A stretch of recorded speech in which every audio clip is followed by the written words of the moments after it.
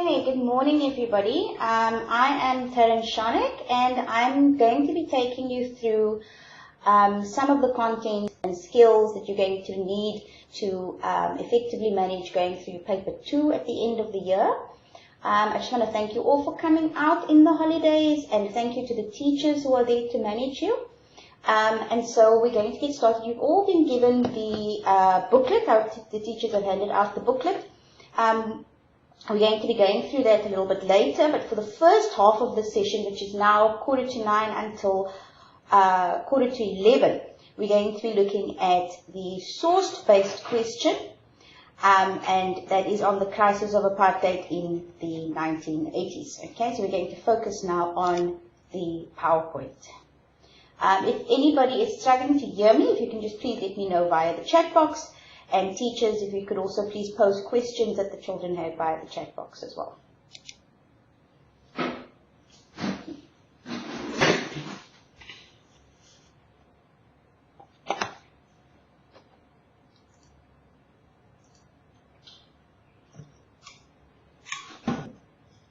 Okay, so we're looking at paper 2.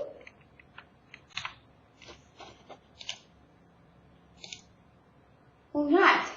So today's session we're going to be looking at 2 sections. Okay, so the first is the source-based section, which is on internal resistance in the 1980s, and the second half of the session, which will be from 11:15, from 11 o'clock until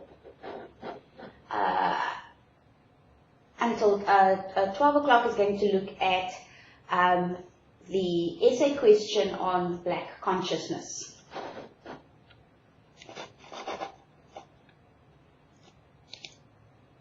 Okay, so the first thing we're looking at over here is understanding what this crisis was in South Africa at that time, okay?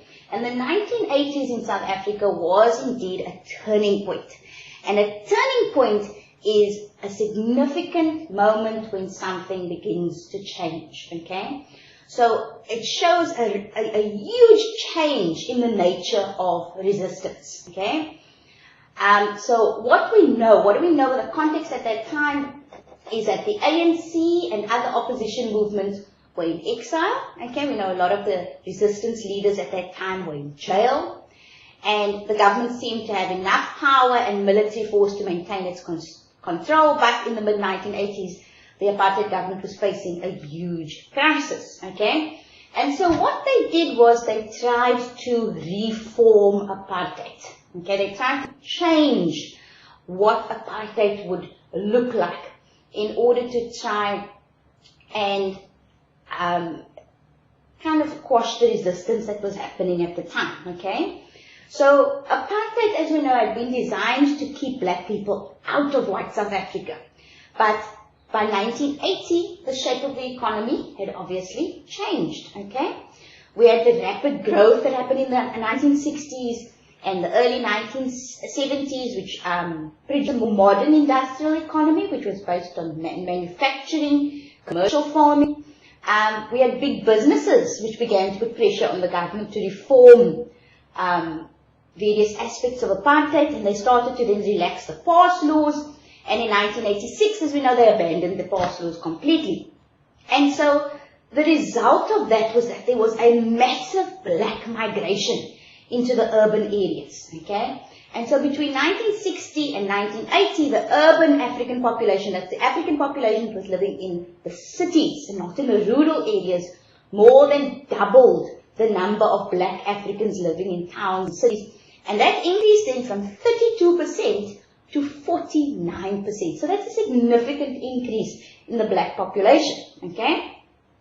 And so there had to be a change in Afrikaner politics, okay? So apartheid had enabled Afrikaner businessmen to establish themselves, okay? Also with English-speaking and foreign companies, and they were all at the top of the economy. But P.W. Botha, he followed business-friendly policies that alienated Afrikaner workers and small farmers. And in 1982, the white right-wing Conservative Party then split from the National Party because they opposed all of these reforms that Botha was wanting to introduce into apartheid. So there were also various international developments that put pressure on the apartheid government to reform the system, okay? And then there was internal resistance movements as well. So the apartheid government responded with total strategy, okay? And that was a policy that was designed by military generals, okay? And they came to dominate Prime Minister Botha's government. And the purpose was to make apartheid more acceptable for some sections of the black population, but at the same time ensuring that the political and military power still remained in white hands, okay? And the aim of that was to try and weaken black resistance with a mixture of reform and repression. And after 1979, Botha and the apartheid government developed a new policy called total strategy to counter what they saw as the total onslaught of revolutionaries from inside and outside South Africa. Okay, so what they formed labor policies to suit the needs of the economy, and they improvised the conditions in black urban communities. So they introduced, for example, the 1982 Black Local Authorities Act, and then the very controversial tricameral constitution was introduced in 1983. Okay.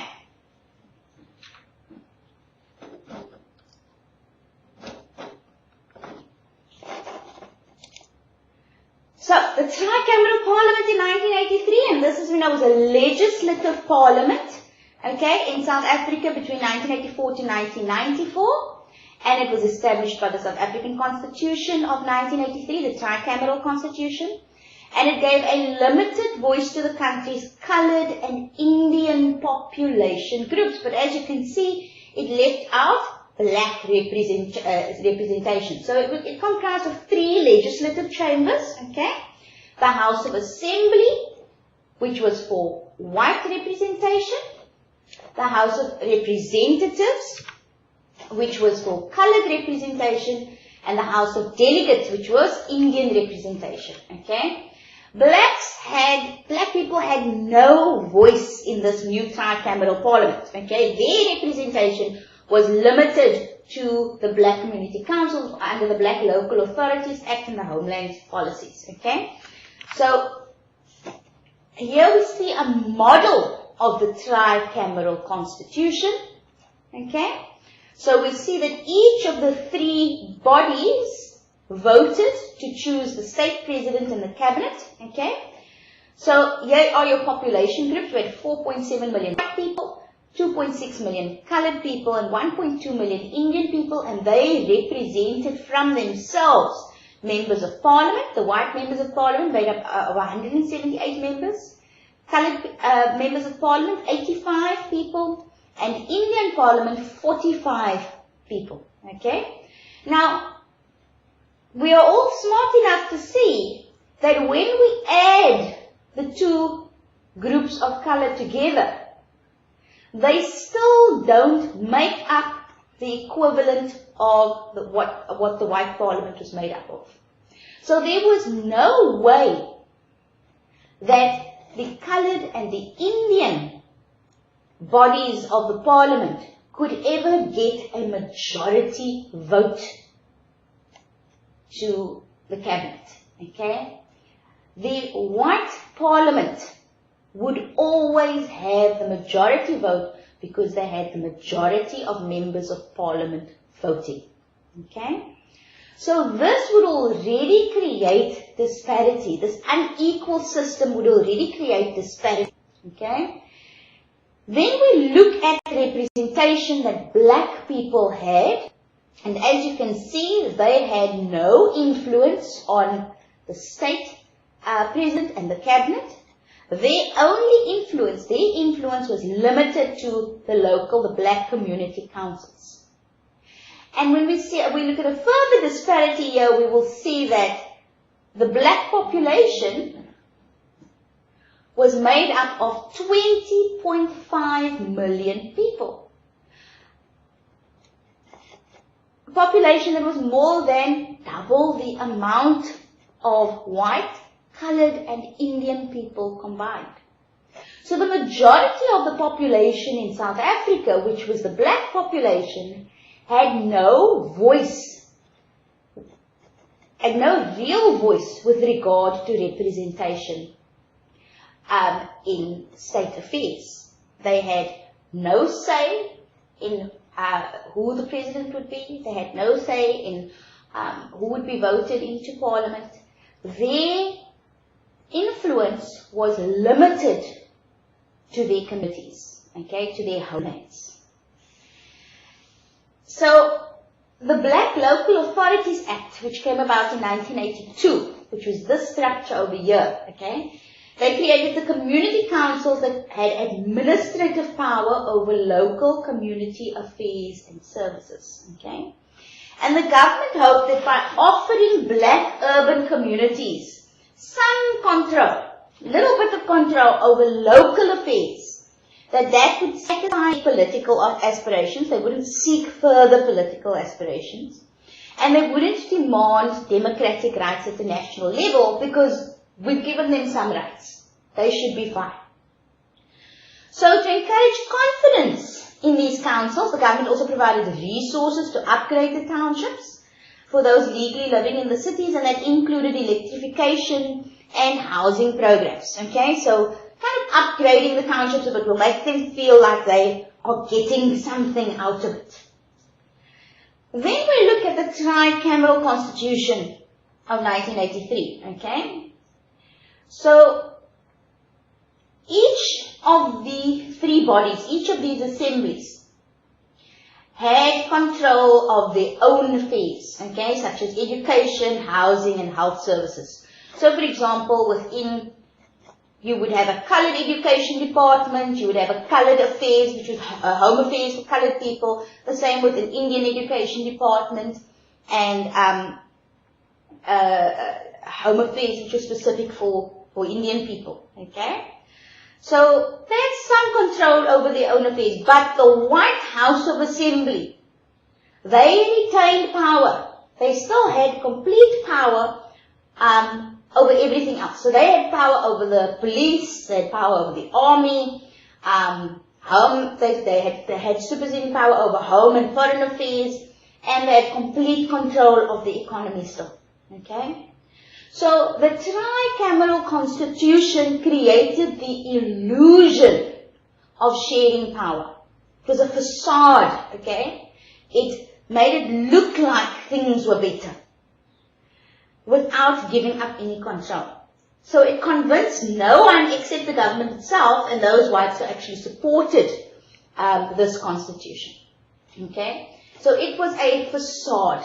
There was no real change, because people still didn't have control over the main, black people and colored people and Indian people still did not have any control, any power within the main bodies of Parliament. Okay. So, one of the important aspects that we're going to be looking at today is overcoming the challenge of language within your papers. Okay? How to understand the key concepts for the source-based sections, finding the meanings of words you don't understand, because if you truly understand the concepts and the words, it will be easier to answer the questions. And our main focus today is going to be on looking at level 1 and level 2 questions, and we will touch on those level 3 questions as well, especially your comparative questions where we have huge problems over there. But we're going to unpack the language that's used in the question so that you are able to understand exactly what the question is asking of you.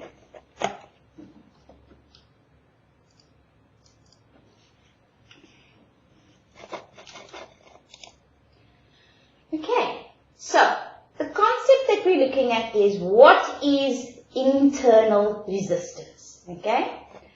And this refers to the instances of escalating opposition to the apartheid regime by various pressure groups such as civic organizations in South Africa in the 1980s because of the frustration with the government's attempts to reform apartheid. Okay? So what does escalating mean? It means increasing resistance. Okay?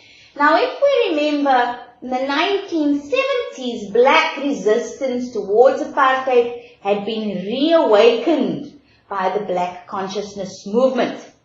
And various other organizations then emerged, and resistance to apartheid started becoming more intense and more frequent. So it was increasing. Okay? Civic organizations, okay, so community or civic organizations were a major feature of the protest. So these are your community organizations, your grassroots organizations, and they were part of widespread resistance. And they acted as pressure groups to persuade authorities to improve facilities or make reforms, and they mobilized people to take action to improve the quality of their lives, okay? Mobilize means they organized the people. Okay, they brought people together.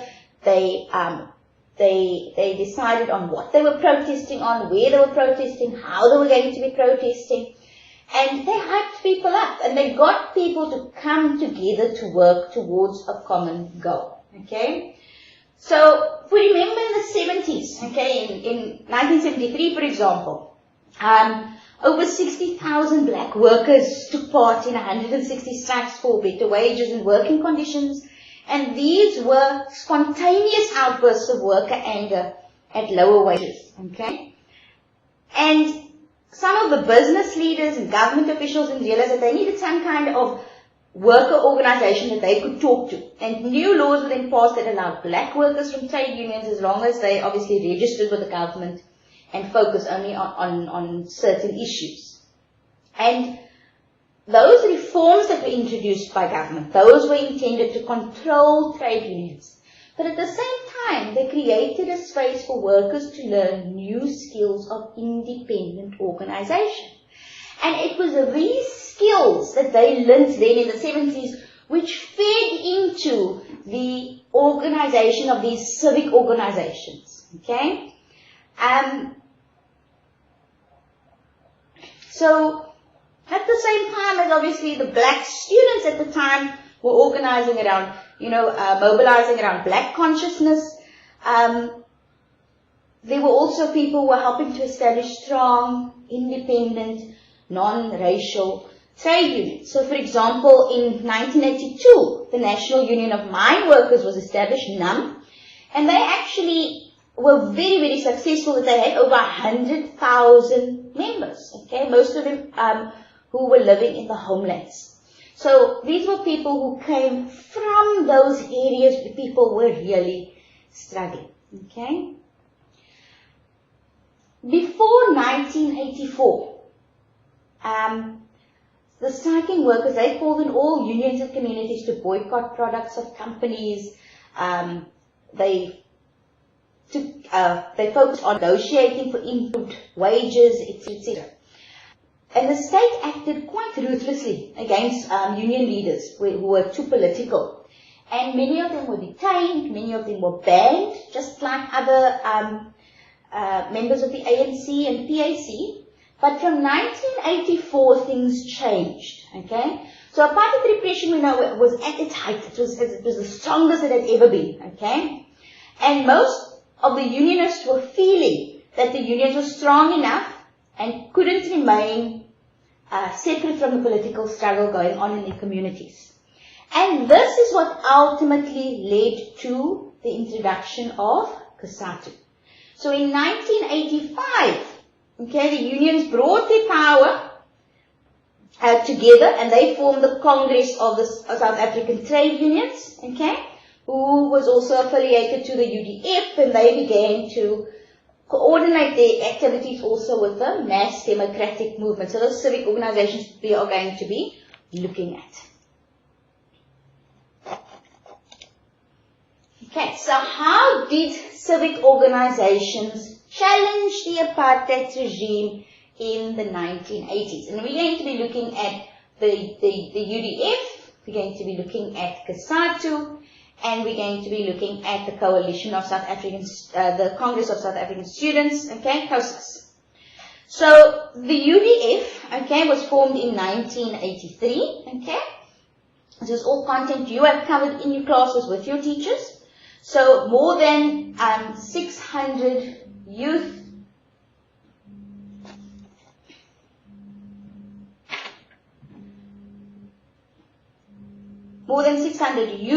students, church, civic, women's groups and trade unions, and they all came together in Mitchell's Plain in Cape Town to launch the UDF.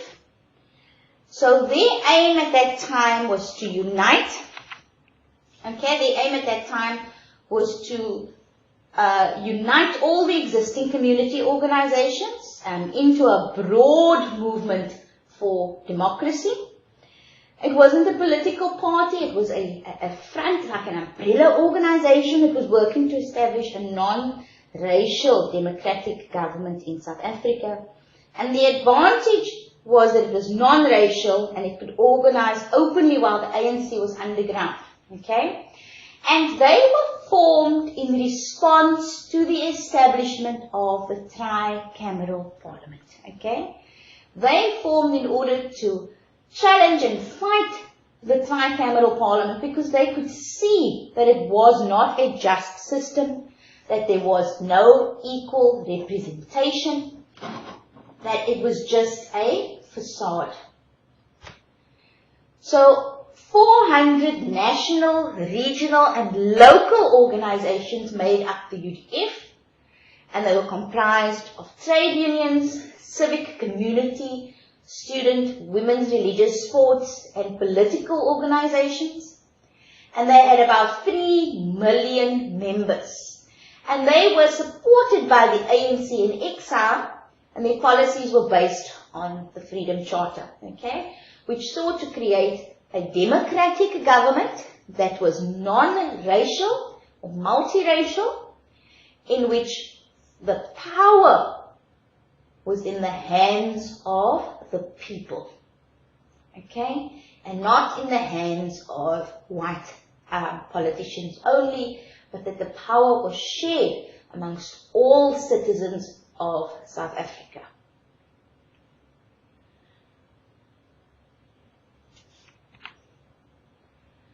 So the aim of the UDF was to coordinate opposition and protest to fight oppression and bring about democracy in South Africa. And what does that mean? It doesn't mean that the UDF was now a new political party. It meant that the UDF brought everyone together and said, okay, this is how we are going to work together in order to unify our opposition, okay? With a non-racial approach. And they played a key role in mobilizing and intensifying the struggle on a national scale.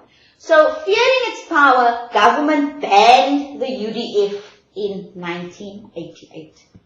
Okay? So the UDF, for example, organized boycotts, okay? They sprung up all over the country and they focused on local issues. And through the UDF, these protests were linked into national political campaigns. And their main weapon was the boycott. So communities often called consumer boycotts of particular products in support of workers on strike in factories that made these products. So basically what they said was don't support, okay? So if there was a certain product, they would boycott buying that product, supporting that product in any way. So the outcome of the boycotts was twofold, okay? They caused a breakdown in local government, and that exposed, obviously, the tricameral system as a sham, and it also seriously disrupted black education, because youth organizations staged boycotts of schools in protest against the system of inferior black education as well. So as they gained in confidence, the member organizations of the UDF began to adopt ANC policy documents slogans and symbols of struggle, and the Freedom Charter was adopted by hundreds of organizations, and it came to be seen as the basis for the new South Africa. Okay. But not everybody supported the UDF. We know, for example, that not all organizations supported the Freedom Charter. Not all anti-apartheid organizations supported the idea of a multiracial South Africa. We know that some organizations sought to return power in an African country into African hands. Okay? So there was opposition, for example, from the Inkatha Freedom Party. Inkatha, so that's a Zulu cultural movement, and that was led by Mangosuthu Buthelezi. Okay? So they presented themselves as an alternative to the UDF and the ANC, and they actually used violence to take control of communities, which ultimately led to a civil war in KwaZulu-Natal at the time. Okay? And then there was an important minority of black organizations. Okay? So a lot of black consciousness leaders kind of moved into the UDF. There was a minority of black organizations like AZAPO, which remained committed to black consciousness and a radical form of socialism. Okay? So they formed the National Forum, and they criticized the UDF's non-racialism and commitment to the Freedom Charter. And the PAC actually aligned themselves with that group. The second thing that the UDF did was insurrection. Okay? So by 1984, there was a new language that was being spoken amongst people in the UDF, people who aligned themselves with the UDF.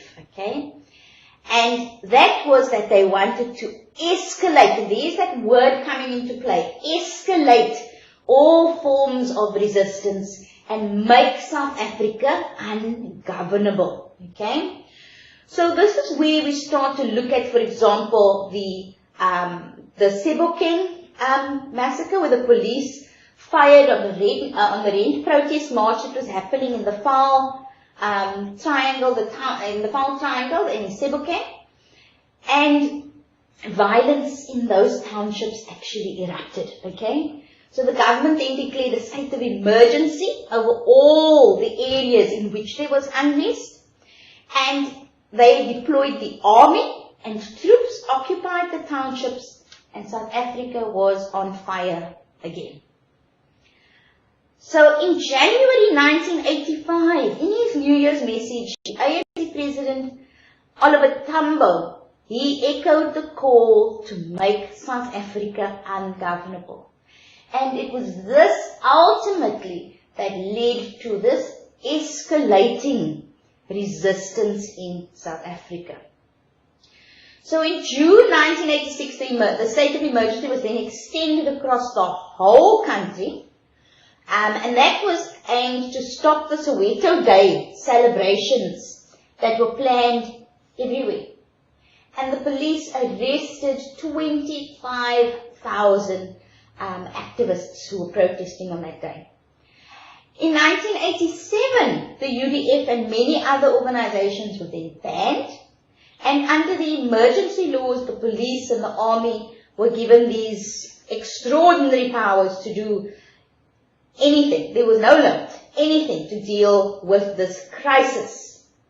And there was no accountability for the actions of the police. Thirdly, they also expanded the front. Okay, so incorporating the Black Sash and the ECC. Okay, so the UDF was committed to non-racialism, and they welcomed white organizations that committed themselves to democracy and human rights. And one example was the Black Sash. Okay, and the Black Sash, as we know, if you go back to your grade 11 history, they were formed in 1955.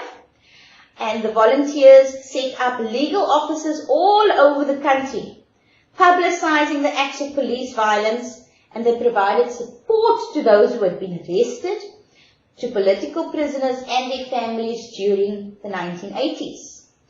There was also the End Conscription Campaign, the ECC, formed in 1983. And they encouraged young white men to refuse to fight in the army. And they believed the state was using the SADF to suppress opposition to apartheid. And they then affiliated themselves as well to the UDF and worked to build an anti-war culture among whites using various war murals, t-shirts, posters, music concerts and festivals, etc. We then have the MDM, the Mass Democratic Movement. When the UDF was banned, okay, the Mass Democratic Movement emerged. So it was a movement, it wasn't an organization, okay, and it brought together mass-based organizations such as the youth groups, the workers, the students, the women, the civics organizations. It also, it was the alliance between COSATU and the UDF, and they were committed to non-racialism, democratic practices, grassroots accountability, promoting African leadership and the leadership, obviously, of the working class. So they recognized the centrality, the importance of the ANC in reaching any solution in the country. And it was also united by a program of mass action which aimed at completely eradicating apartheid and rebuilding South Africa along the lines of the Freedom Charter. And under the MDM and the various other movements and the political unrest that was going on, South Africa actually became ungovernable. Okay, so they reached their goal over there. Okay, so we spoke about the role of the trade unions. Okay, so COSATU in the 1980s, the black trade unions were legally recognized and they grew quite rapidly. And their focus was on workers' rights and well-being. Black workers or trade unionists, they gained skills that to be used in communities, and they were widely involved in politics. Many of them joined the UDF, and the trade unions were involved in boycotts, strikes, and stayaways and resistance to pressure on employers and the government. Okay, so this, in essence, is a summary of everything that we've just gone through with regard to the trade unions. Okay, before we get into this picture, okay, what is important is impact. So what was the cost of this ungovernability, okay? So while there was progress in terms of building a non-racial opposition to the state, okay, there were negative outcomes as well. And we cannot ignore the negative outcomes. So there was a great cost, obviously, to the black communities and to the countries. Okay, so the education boycotts, for example, left a whole generation of black youth with little to no education and very little chance of finding meaningful employment. The rent boycotts obviously led to a breakdown of local services, because they couldn't maintain it, because the community councils weren't receiving rents. It also created this culture of resistance to any kind of payment for various social services, such as paying for electricity, water, refuse collection, etc. So while this conflict within the communities was intensifying, was getting worse, okay, police violence and youth violence against those who were collaborating or those who they saw as collaborating with the state was also intensifying. Because people looked at those people who led the black community councils as being collaborators. So the police started arming and supporting groups of migrant workers to attack the youth groups and the trade unionists. And this is what grew into basically what was a civil war at the time. Okay, So the reform was only one side of the total strategy. Because as the reforms were rejected, the state was forced more and more to rely on repression to suppress the democratic movements. Okay? And so we look at now what is repression and how did that result in destabilization. So in 1985, we look at, for example, the Fall uprising. Okay? The state then declared the first of the 3 states of emergency. So all public meetings are banned, activists are detained, the troops occupied the townships, COSAS, for example, is banned as well. But the most used and most effective weapon in the state's repressive arsenal was detaining people without trial. Okay? And this was often the reaction to civil society protests.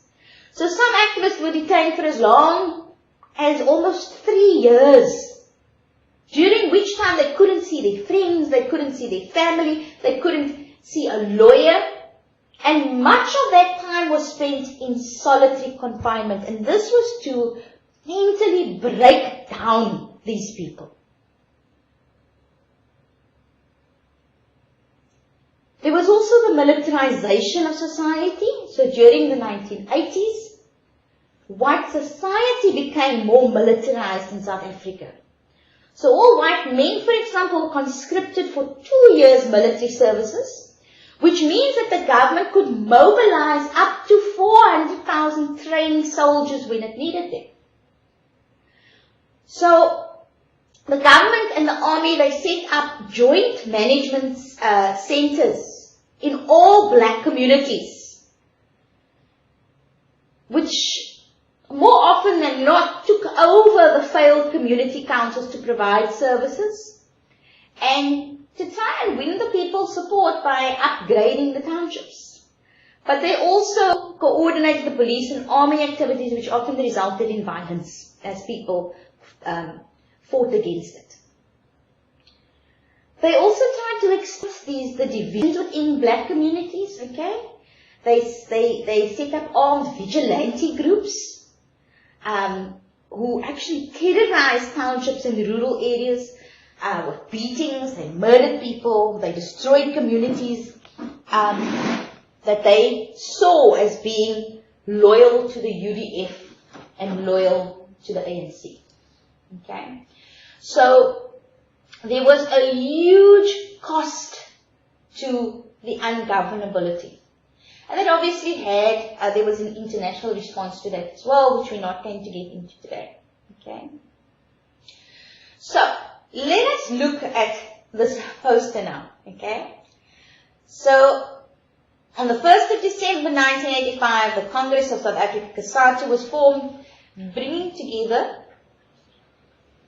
33 trade unions representing 450,000 workers. And this banner was specifically designed for the launch of COSATU. And Ramaphosa described COSATU as a giant has risen and will confront all that stand in its way. Now when we look at this image, it reminds us, takes us all the way back to grade 10. And we think of the paintings of the revolutionaries during the French Revolution, because we have that red color coming out, which is the color of the revolutionaries, the color of socialism. We see, for example, the red hard hats being worn by men in the picture, which is reflective of the red beret worn by the revolutionaries during the French Revolution. We see a little bit of a reference to the Russian Revolution with a hammer in the hand, a reference to the sickle, and we see the red flag. Okay? The other thing that we see in this banner is people from different racial groups coming together to fight against an unjust system. Okay? So it united workers from different jobs, who did different jobs, united workers who came from different racial, cultural and ethnic backgrounds that united them and brought them together to fight against apartheid. We also have the student organization process. So the learners participated in school boycotts, organized by the Congress of South African Students, and their slogan was liberation before education. Okay? Freedom before education. And it gained popularity in the townships. Schooling was disrupted by various boycotts that happened, and hundreds of students and teachers were detained.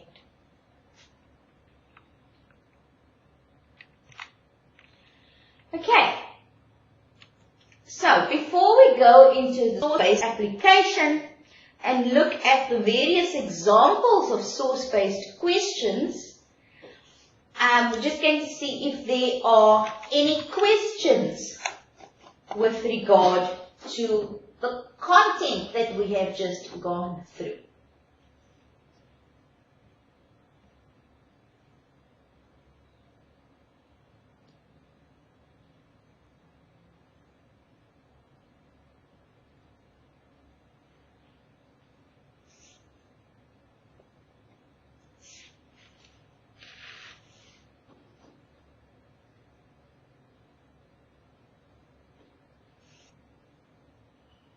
And if I could ask teachers just to type any questions that learners have into the chat box.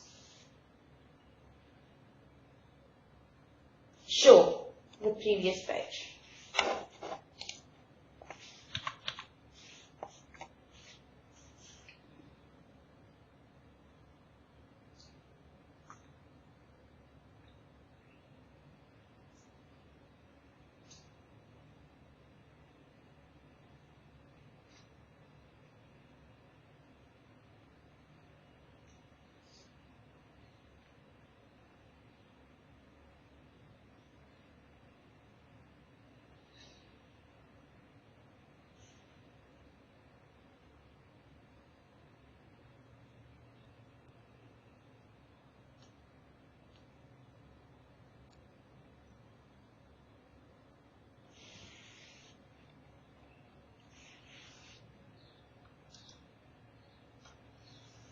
Okay, if I could just ask teachers and those that are logged on, if there are no questions, if you could just type into the chat box no questions before we move on, just so that I know that everybody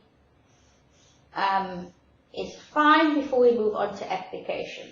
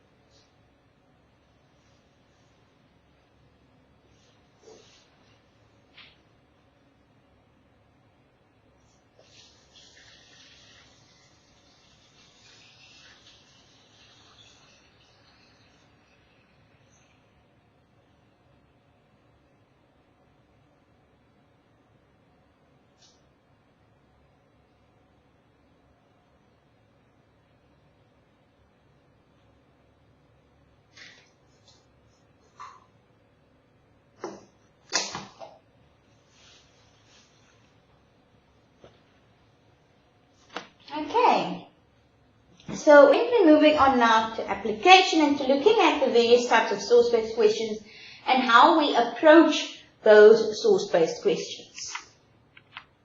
Okay, So the source below highlights the role the UDF played in challenging the apartheid regime in the 1980s. I'm just going to read that out to you.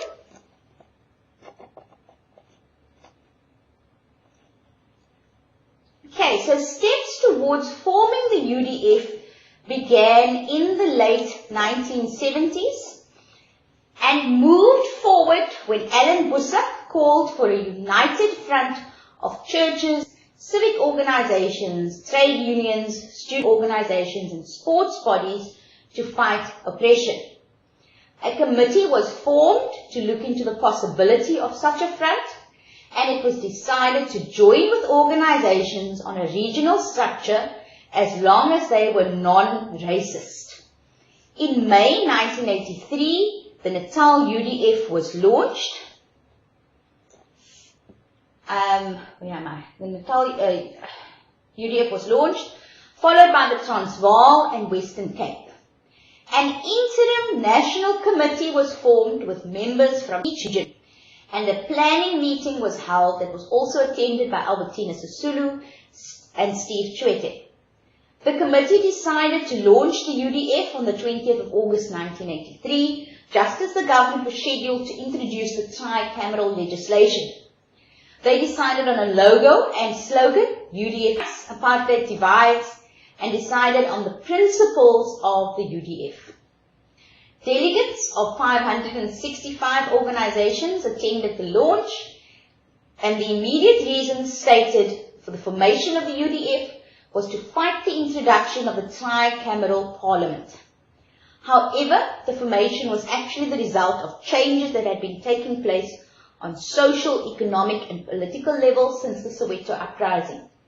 A more militant culture had emerged that led to the formation of many civic youth, student workers, women's and other organizations. There was also increased support for ideas embodied in the Freedom Charter and a strong move towards mass organization. The UDF were quite successful in their initial campaign against the tricameral parliament, and voter turnout to the elections was very low. The UDF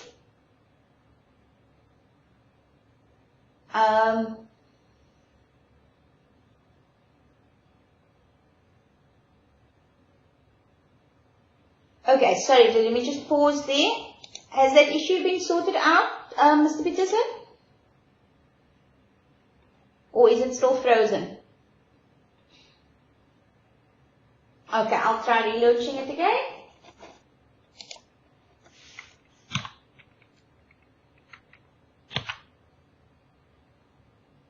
Has that helped?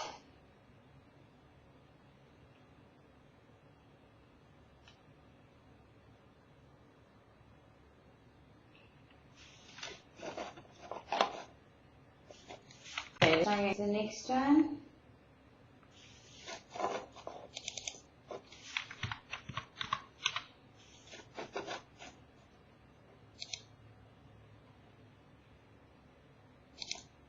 Okay, we'll just close that quickly. And we will try presenting it again.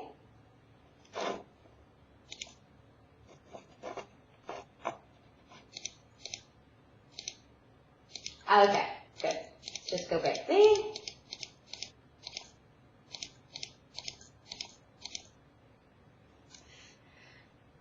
Okay, are we all on, Mr. Peterson, have you just let me know if you see the UDF source now?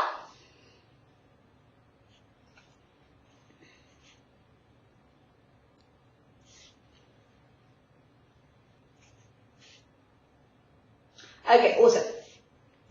Alright, so we'll just start again. So, the source below highlights the role that the UDF played in challenging the apartheid regime in the 1980s, and the yellow highlighted sections are the important sections that we're going to be referring to in our source-based questions, okay? So, steps towards forming the UDF began in the late 1970s and moved forward when Alan Bussa called for a united front of churches, civic associations, trade unions. Okay, so we still have people who can't see the screen. Could I ask that you leave the, are you seeing the PowerPoint at all?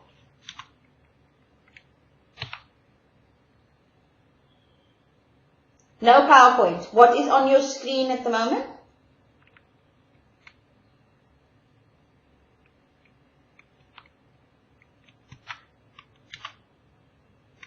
Okay, still on the lady climbing the stairs. Okay, so let me just come out of here.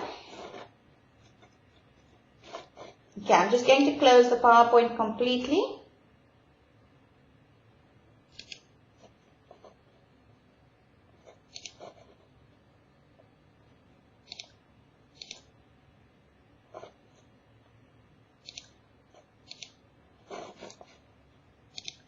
And I'm just going to reopen.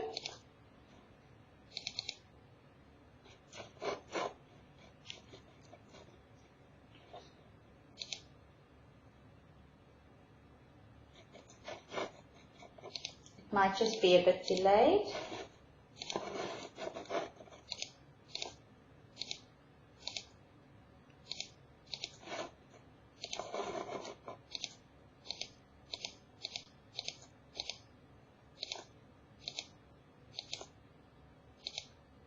Okay, if everybody can just let me know if they are able to see the UDF source now.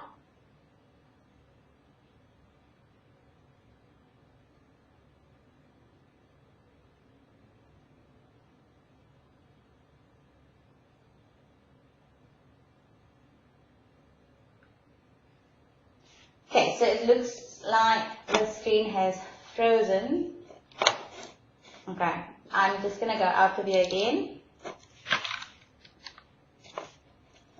You don't have to do anything. I'm going to try and fix it from this end because it's a problem with the React program.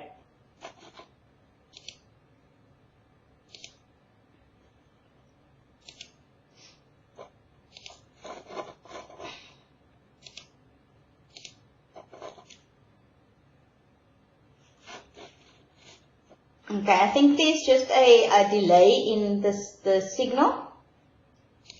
So I'm going to open it again.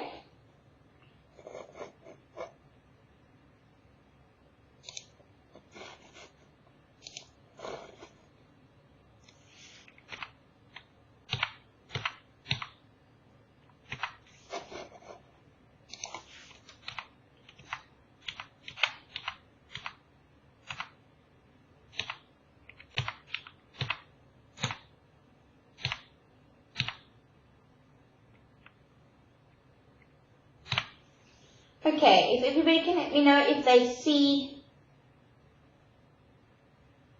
the UDF source now.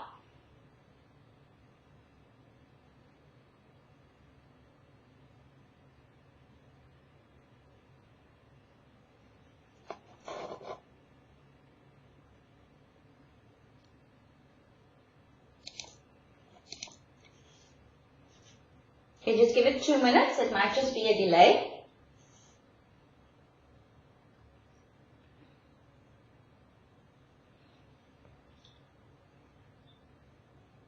Okay, so what we are going to do, everybody just listen to me, is we're going to leave the venue and we're going to come back into the venue and log back in. Okay, so I want everybody, I apologize for this is just so that we can enable that everybody gets on and off again. So if everybody can leave the venue and then we come back in and hopefully the system will reboot itself.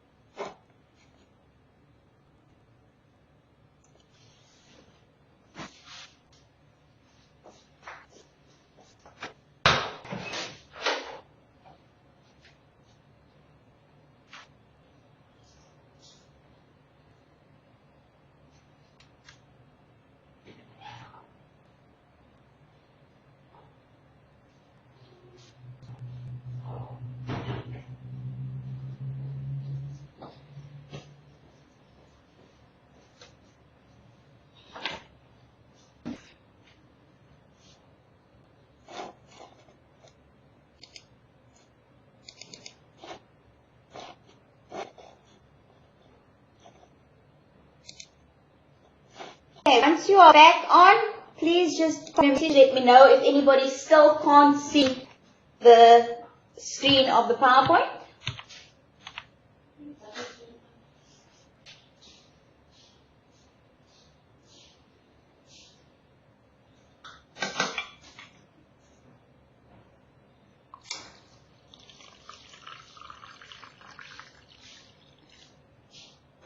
So if you still can't see the screen, just pop me a message in the chat box just to let me know.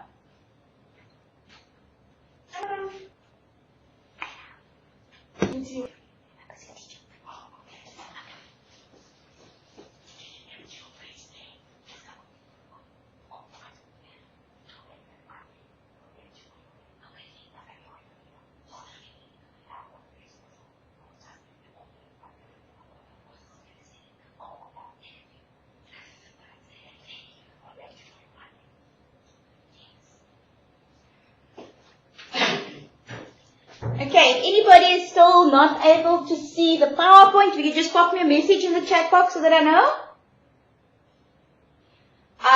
Can you see the first screen of the PowerPoint? That's what I'm on now, Mr. Bosser. Okay, awesome. So I'm just going to go through it slowly, so there just might be a delay.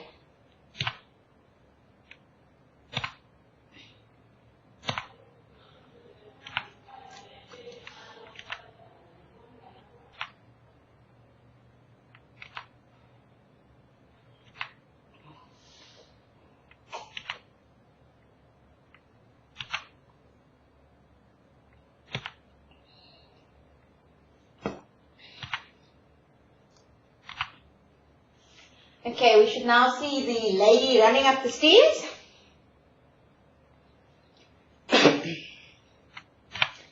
And everybody see the UDF source? If there's anybody who can't see it. Yes, hello. Hello.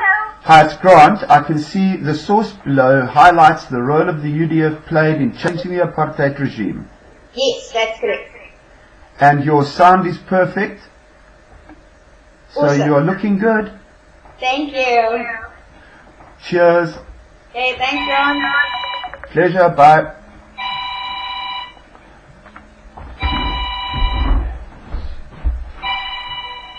Flippy, how's it?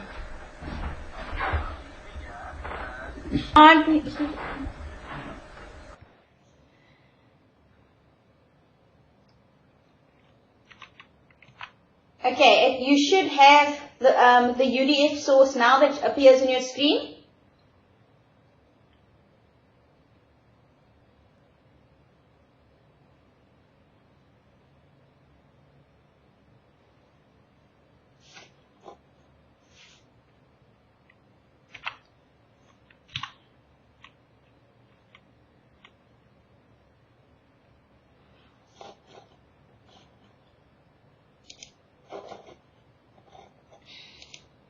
Still nothing.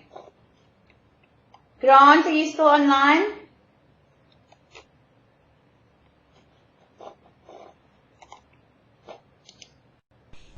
Hi there, it's not Grant, but it's Justin.